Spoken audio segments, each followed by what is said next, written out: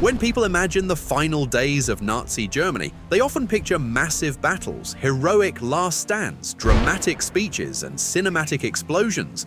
But the reality is far less glamorous and far more uncomfortable.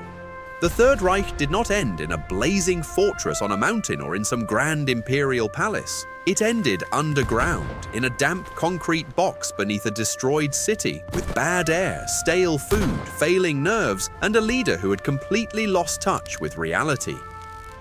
This was the Führerbunker, buried beneath the ruins of Berlin in the final months of World War II.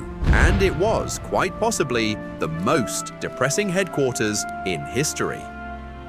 By April 1945, Berlin was surrounded.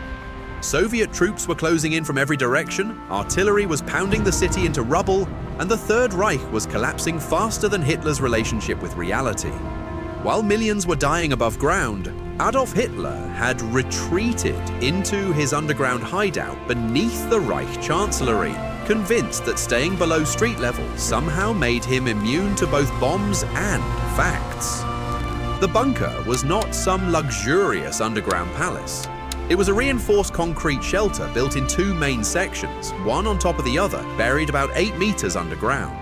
The lower level, where Hitler spent most of his final days, was the most secure and also the most claustrophobic. Thick concrete walls protected it from air raids, but they also trapped moisture, smells, and the general sense of doom inside. If you had walked into the Führerbunker in 1945, you would not have seen marble halls or grand decorations. You would have seen narrow corridors, low ceilings, peeling paint, and dim electric lighting that gave everything a sickly yellow tint. The air was stale and heavy, constantly recycled by ventilation systems that struggled to keep up, and mixed with cigarette smoke, sweat, damp concrete, and fear. The bunker contained around 30 small rooms, spread across 2 levels, connected by tight staircases and narrow hallways. These rooms were functional in the most depressing way possible. There were offices, bedrooms, a conference room, storage areas, and technical rooms for generators and air filtration. Everything was designed for survival, not comfort, and even that survival was starting to look questionable. Hitler's personal quarters were modest, almost shockingly so for a man who had once commanded half of Europe. His bedroom was small, with a simple bed, a desk, and very little decoration.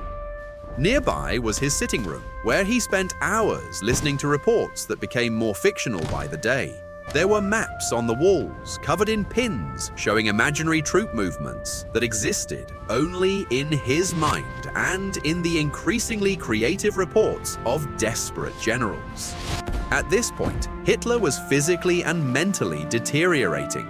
He shook constantly, walked with difficulty, and suffered from insomnia and paranoia. He was surrounded by doctors who pumped him full of questionable medications, turning him into something like a chemically enhanced ghost of his former self.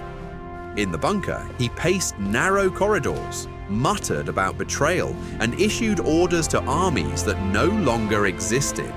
Meanwhile, just a few meters away, the Red Army was reducing Berlin to rubble. Living in the bunker was not pleasant for anyone, including Hitler's inner circle. Senior officials, secretaries, guards, and servants were crammed into small rooms with thin walls. Privacy was minimal. Everyone heard everything. Arguments, breakdowns, whispered conversations, and sometimes crying echoed through the corridors. It was less like a command center and more like a dysfunctional underground hostel with nuclear-level tension. Food was another reminder that things were falling apart. Supplies were limited and increasingly unreliable. Meals were simple, repetitive, and often unappetizing.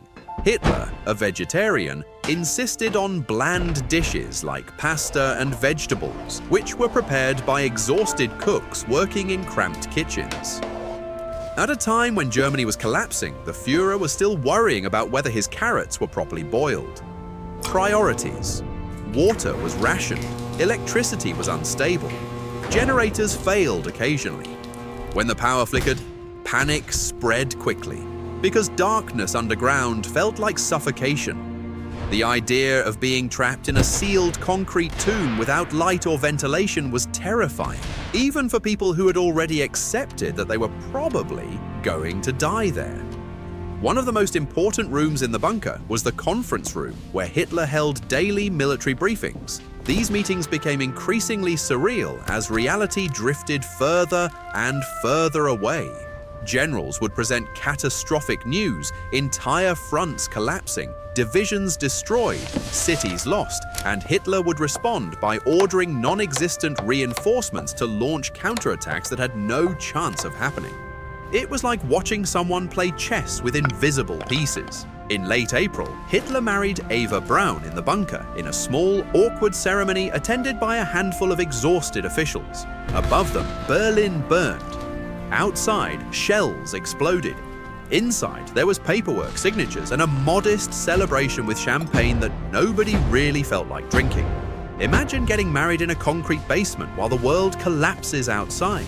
Romance was clearly having a rough year. Nearby, other high-ranking Nazis were also losing their grip. Joseph Goebbels, the propaganda minister, moved his entire family into the bunker, including his 6 children. He remained fanatically loyal to Hitler to the very end, even as defeat became unavoidable. The bunker slowly filled with people who had nowhere else to go and nothing left to believe in. As April turned into May, the atmosphere inside became unbearable. Soviet artillery shook the walls day and night. Dust fell from the ceilings. Sometimes pipes burst. Water leaked into corridors.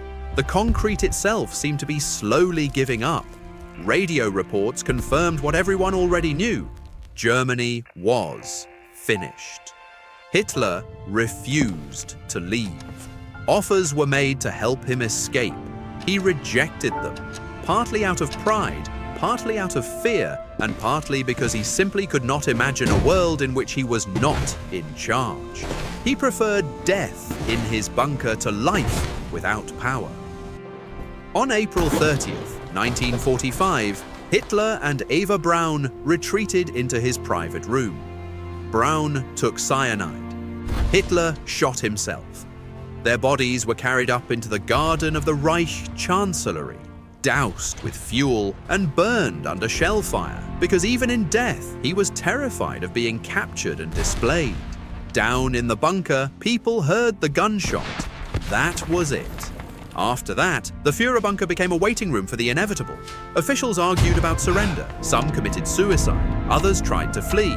Goebbels poisoned his children and then killed himself with his wife. Guards abandoned their posts. Files were destroyed. Despair replaced ideology. The bunker, once imagined as the nerve center of a 1,000-year empire, had turned into a tomb. After the war, Soviet forces explored the site, took what they could, and later sealed it. Over the decades, most of the bunker was destroyed, buried, or built over. Today, it lies beneath parking lots and apartment buildings in Berlin, marked only by a small informational plaque. No monument, no dramatic ruins, just concrete under concrete, which is strangely fitting. The Führer bunker represents the final stage of a regime that began with grand speeches, massive rallies, and dreams of empire, and ended with a broken man hiding underground, surrounded by lies, fear, and collapsing walls. It was the physical manifestation of Nazi Germany's mental state in 1945. Sealed off from reality, desperately clinging to fantasies, and slowly suffocating under its own weight. In the end, Hitler did not fall in battle.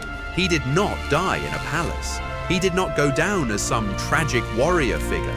He died in a small room, under the ground, in a failing bunker, while the world he tried to dominate moved on without him. And honestly, for someone who caused so much destruction, that quietly pathetic ending feels strangely appropriate.